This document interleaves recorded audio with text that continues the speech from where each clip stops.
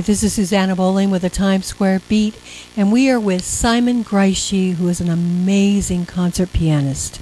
We're going to learn about his work and what he does and why he chose this field. What composers were you first interested in, and what was the first piece of music that really stirred your passion? Well, I think my first discovery and my first love in music was Franz Liszt, the Hungarian composer. I had lots of other passions for other composers before, but when I discovered Franz Liszt, maybe it was at the age of 12, and when I especially discovered his piece, the Liebestraum, the Love Dream, I totally fell in love with the composer, with his music, and with his literature, with the way he wanted to bring emotions through the keyboard, both intimate and spectacular effects. Now, my favorite composer is Prokofiev because it's so passionate and leads you through so many emotions.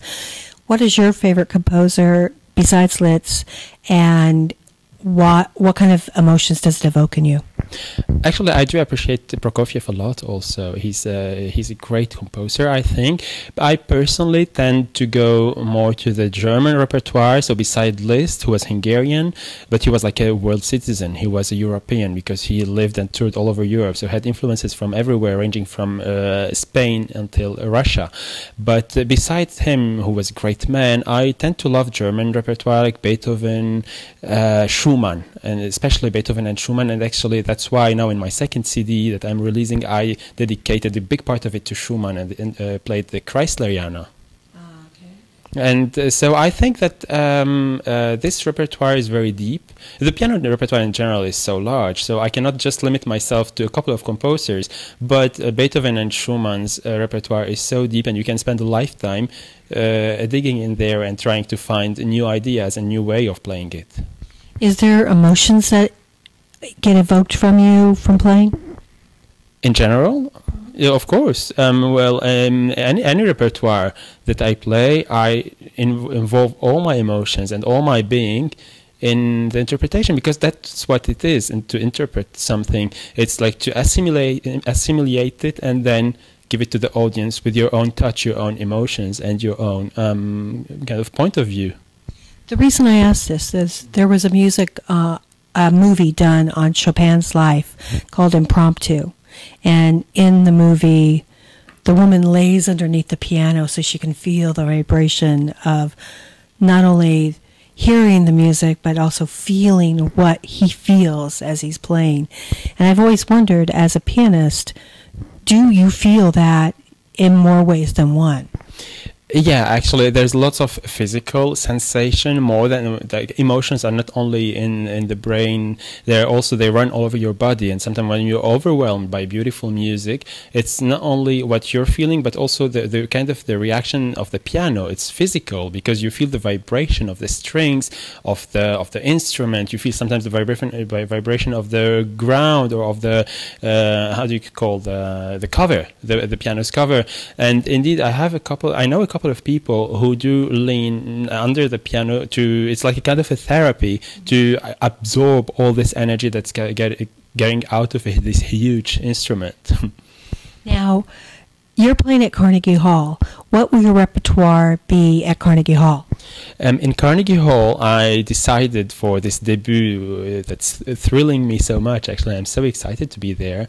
I decided to combine and marry these two repertoires that I'm mastering, the Franz Liszt and the European repertoire, with the Latin American new modern composers. So in the first part, you'll be listening to Franz Liszt's B minor sonata, and which is also part of my recording that I just released. It's the Carnegie Hall actually is going to be the release party of the recording, so I'm also very excited about that.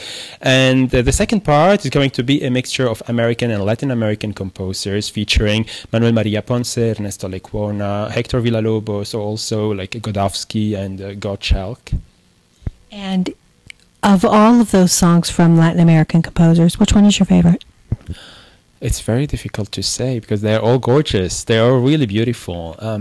I might have a small weakness for Lecuona, for Ernesto Lecuona, because he's maybe the last one I discovered. He's totally unknown in Europe, and I discovered him in Cuba, and that's where he's from, and he's like a super Cuban star, and he's a crossover composer between film music and classical, kind of pop influenced classical. So he was really a great man. I loved his music, and I think he's one of my favorites in the Latin culture. Now, you're also playing in Kennedy Center. Yes, yes, I'm playing there in... yes, it's going to be my first time in Kennedy Center too.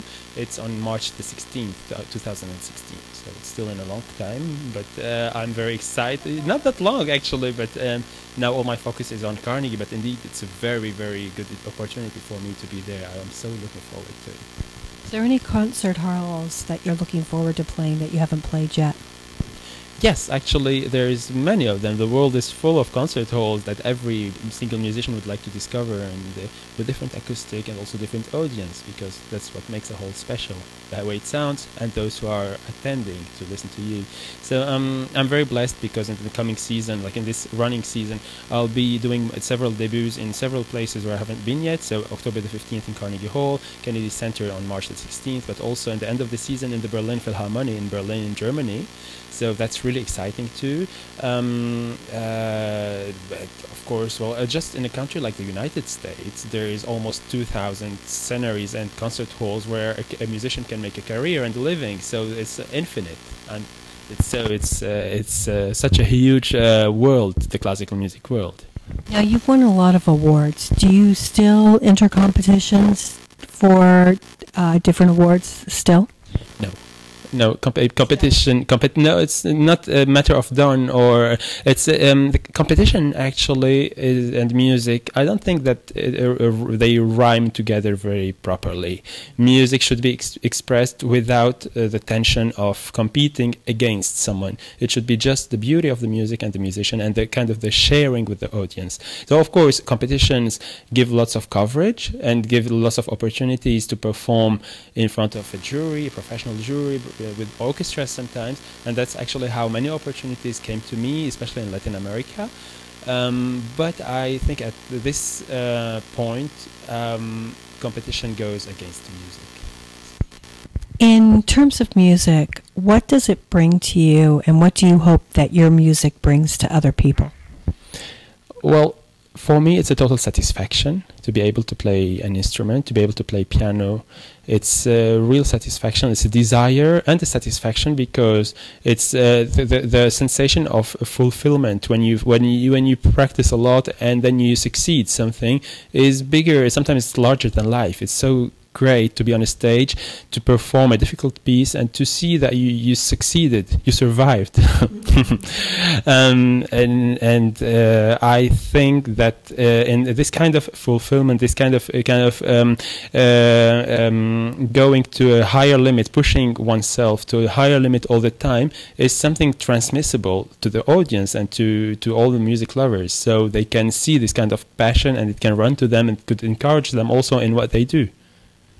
And last question, what would you like us to know? What would you like our readers and our listeners to know most about you that we haven't asked or hasn't been asked of you? Well, there's lots of things. I'm full of mysteries.